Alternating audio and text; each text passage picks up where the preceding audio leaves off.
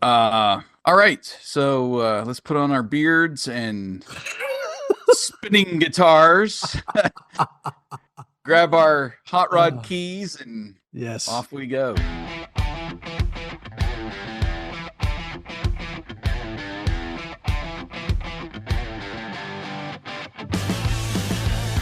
Welcome to the Greatest Lists podcast, a show about music and lists. This season, your hosts Jason and Eric are counting down the top 25 guitar solos of the 80s and the top 25 guitar solos of the 90s. Think your favorite made the list? Tune in and find out. Take it away, boys. Welcome back to season 2 of Greatest Lists, a music and talk podcast featuring lists of the greatest songs of all time. I'm one of your hosts, Jason, in my black shades and white gloves. Joining me in his top coat and top hat, my co-host, Eric. That How are would you be doing, me. I'm doing good. How are you, man? So do you have like a suit, like a power suit that makes you feel like $1,000,000? No, not anymore. Not anymore? Well, that's not true. I do have the suit I got married in. It's got a it's got a vest and a yeah. I guess I there you do. go. Yeah. Okay. Yeah, I've never been at a job or really anything to have a very nice suit. I have one suit for weddings and funerals, and that's it. So Yeah.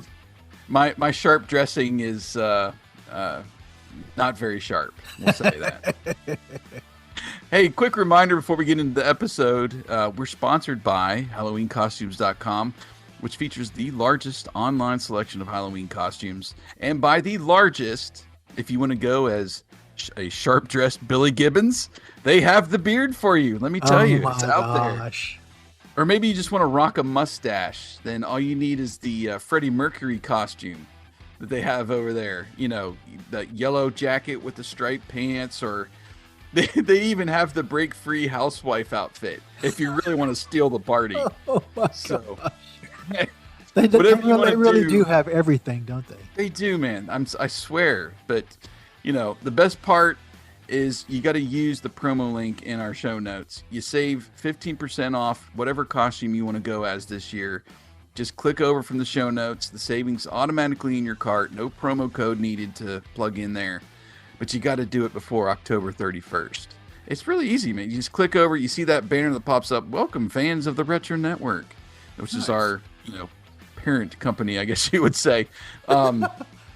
You see that, you're good to go, man. So we would just want to thank Halloween Costumes for sponsoring us again, and of course the Retro Network this Halloween season. Make sure you get over there and get her done before the end of October, though. All right, we're continuing the second half of our season 2 list of our top 25 guitar solos. We're in the 80s, and this song came from 1983, the album Eliminator. Coming in at number 16 on the list, Sharp Dressed Man by ZZ Top. Behind the music. Our spotlight today is on guitarist William Frederick Gibbons, Billy to his friends. Billy. Born in Houston, Texas, into a musical family. His father was an entertainer, an orchestra conductor, and a concert pianist who worked at MGM Studios. When Gibbons was 5 years old, his mother took him to see Elvis. And at age 7, his father took him to see B.B. King at a recording session. He was a percussionist at first, Billy that is, but received his first electric guitar following his 13th birthday, a Sunburst Gibson Melody Maker accompanied by a Fender Champ amplifier. And of course, the rest is history there. His first commercial success came with his first band, Moving Sidewalks, which released several singles and one album titled Flash in 1969. They opened 4 dates for the Jimi Hendrix Experience. Wow, really? That was the first tour that Hendrix was a headliner. So they opened four of the dates. They opened for Jimi Hendrix. Man. The band unfortunately ended because bassist Don Summers and keyboardist Tom Moore got drafted. So he and drummer Dan Mitchell then formed ZZ Top with bassist Lanier Gregg. They were, of course, eventually replaced by Dusty Hill and Frank Beard. Yep. course, Frank Beard, the only one without a beard. I always thought that was funny. Dusty Hill and Frank Beard were with American Blues. And that's, of course, after they came over, that's their classic lineup now, those three. So skip ahead to the 80s now. ZZ Top had some success with the songs like LaGrange, Tush, I Thank You, Cheap Sunglasses. Those all came out in the 70s, later 70s. But it wasn't until Eliminator in 1983 that they really blew up, probably thanks to MTV. Eliminator is now certified diamond, which is 10 million copies sold worldwide. Afterburner, which is the one after this, 5 times platinum. That's 5 million sold. Recycler in 91 and Antenna in 94, also platinum records. So these guys are selling a lot of albums. No kidding. Their music videos, again, might be what a lot of people know them for. Won multiple VMA awards during the 1980s. Best group video, best direction, best art direction for Legs, Sharp Dressed Man, and Rough Boy, respectively there. Those three, actually, there was I was reading, and I've never really gone back and watched all 3 videos kind of back to back to back, but I guess there's some kind of continuation story there, or thought progression through the 3 of the videos. But they were, of course, also inducted into the Rock and Roll Hall of Fame in 2004. Let's get personal. All right, so as I mentioned just a couple episodes ago, my friend Scott, who lived next door to me growing up, introduced me to several albums that his brother was listening to. So my first real exposure to ZZ Top was thanks to Scott and the album Eliminator, which was the one right after Afterburner. I remember he queued up the tape, and then my ears were just filled with that first track, which is Sleeping Bag. And I've been a fan ever since. I mean, I'm a victim of the Greatest Hits album, really, if I'm being honest, in that going back to the BMG era when CDs came around and I was now collecting CDs. I was just going for the greatest hits. You know, these are the songs I know. I grew up on Top 40. I'm going to start grabbing all the greatest hits. So the 1992 Greatest Hits compilation is the one that I've worn out many, many times.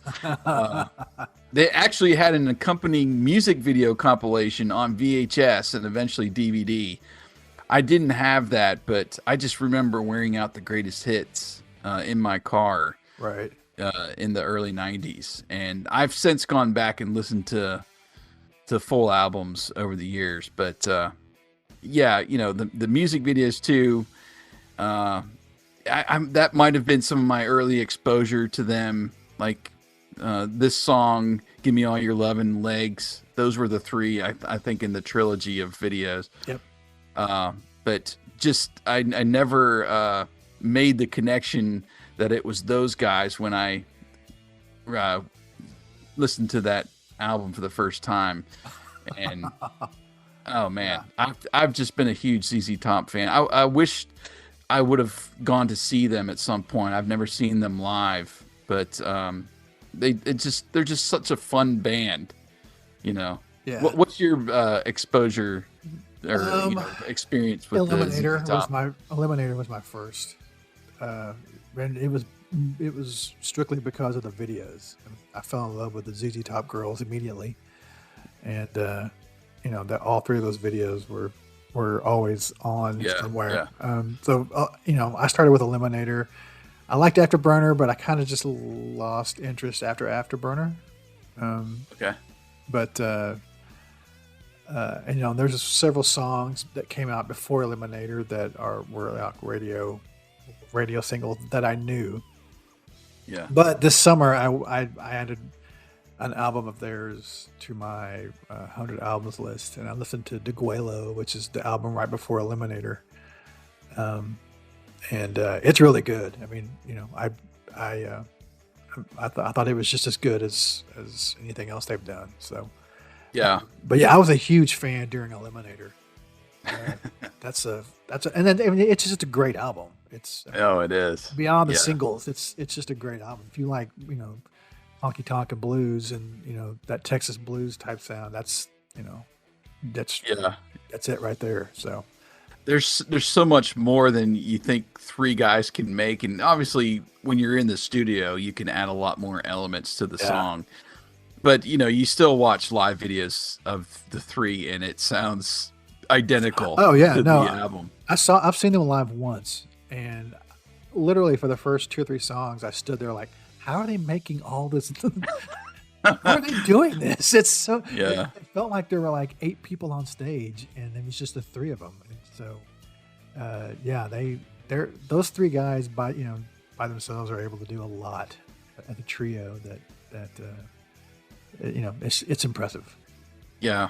I really need to go back and listen to some of their earlier stuff. I've listened to, what is it, Trace Hombres? Yeah. Which was like Trace 73, something like that, maybe early 70s. Yeah, something. I couldn't listen to it because it was outside my time frame. So yeah, it was before Well, 75. So Yeah. But I need to go back and listen to more of their early stuff because, oh gosh, songs like Cheap Sunglasses, I love. I just can blare that one in the car too. The breakdown. All right, so when I'm putting together this list of 80s guitar solos, and ZZ Top comes to mind, and I didn't realize really how long the solos are in pretty much every song. Oh, and that it seems like there's always 2 solos. At least in a lot of their hits, there's 2 solos. So this one has got 2. So the first one, I mean, I could probably sing along to this entire solo. It's true. It's 53 seconds long. Yeah. I really like the drum fill in the middle of it with the key change. And I think that's kind of why I chose this song, because, you can get into that ZZ Top mode. It's kind of like AC/DC. You know what you're going to get. Yeah. With each song. There's not surprises. No, there's no surprises, but it's just an awesome sound. True. But this one, you got that little bit of a key change there, and I think that's probably why I picked this. The second solo, which is at the end of the song, lasts a full minute and a half. Yep. And you get these 3 great drum fills while he's playing during that end solo, which I just love playing along with the drums too. It's so simple, it's like they probably had some drum beats that they added to the song, but it's Frank Beard playing, but it's simple stuff. So I feel like I could get behind a drum kit and play along. Which is probably the most ridiculous thing ever, but that's funny. But if you do the math, so 2 minutes and 23 seconds of a 4 minute and 18 second song is Billy Gibbons. It's all guitar. Yeah. So over half the song, and that's why I was like, I've got to put this in the list somewhere. Yeah. Just for that fact, because you just don't. I don't think you think of Billy Gibbons when you're thinking about guitar players and soloists, but gosh, he's so good. Well, he's a different kind of guitar player. I mean, he's not even though we're talking about the 80s, he's not your typical 80s guitar player, but he's been playing since the 60s. Right. But he's got his own, he's got it. There are things that he does that some of those 80s guys couldn't do. There's just, that's right. He's just a different kind of guitar player. But every one of their songs has that same pattern to it. There's a solo in the middle, and there's an outro solo, and they're both equally as long, or and yeah.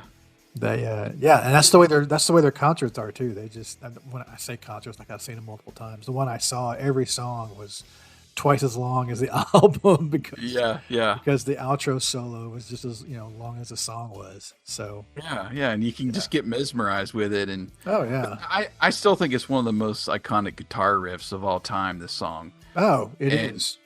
And their sound, particularly in the 80s, adding the heavy synth that just matches Dusty Hill's bass, adds so much to it. I think it's just hybrid of rock that has synth and blues and straight up rock and roll.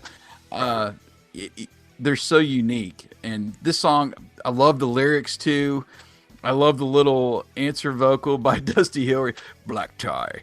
You know, I love singing along to the song. I do that too. I think everybody does it, man. You hear that black tie. Yeah, I say that. I say every time I hear it, I sing that part of it. Yeah. But like I said, just the classic drum fills you hear throughout the song just makes me want to get behind a drum kit. Yeah. So this is just, I don't know, such a great song to me. I actually read a interview with him when I was a teenager where he talked about he uses really heavy gauge strings because he plays with a metal pick. And oh wow, okay. Which it's how he gets some of his sound. And I tried that one time just because I read that he did that. He had heavy gauge strings and metal picks, and I tried playing that way for a while.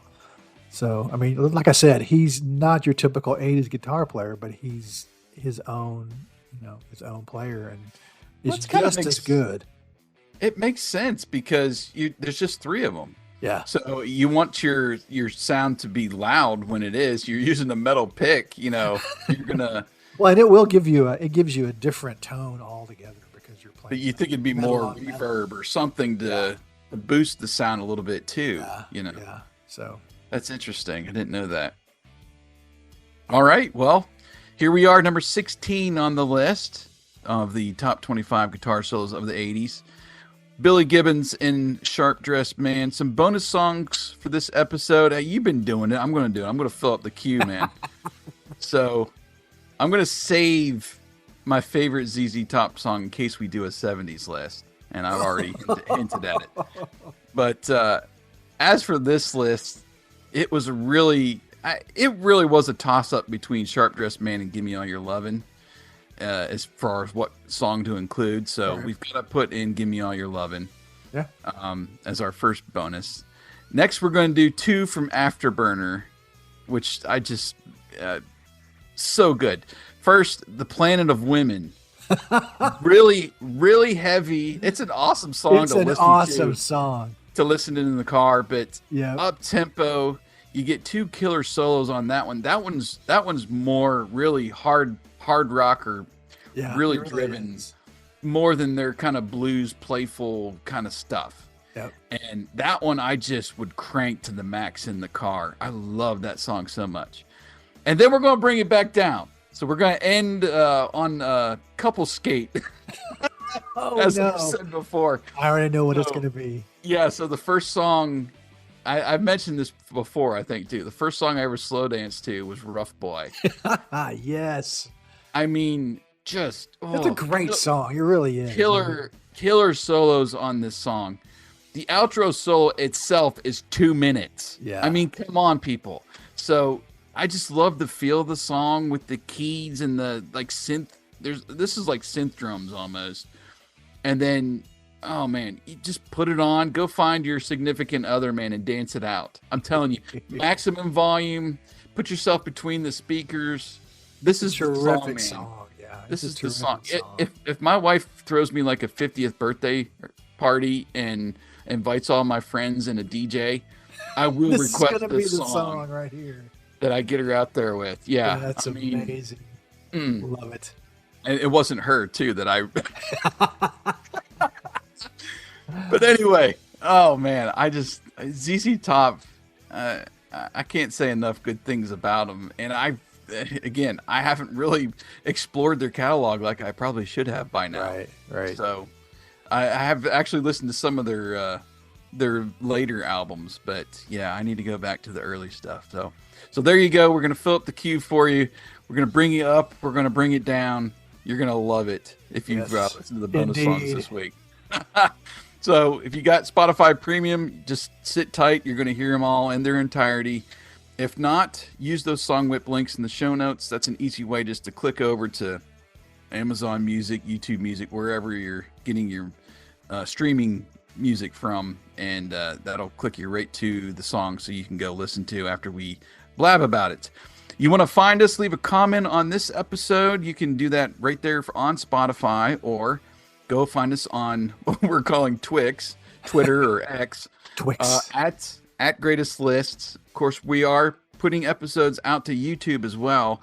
If you're just using YouTube Music for all your stuff and podcasts, You can get us right there. We're at Greatest List there. And then, of course, our website, greatestlistspodcast.com.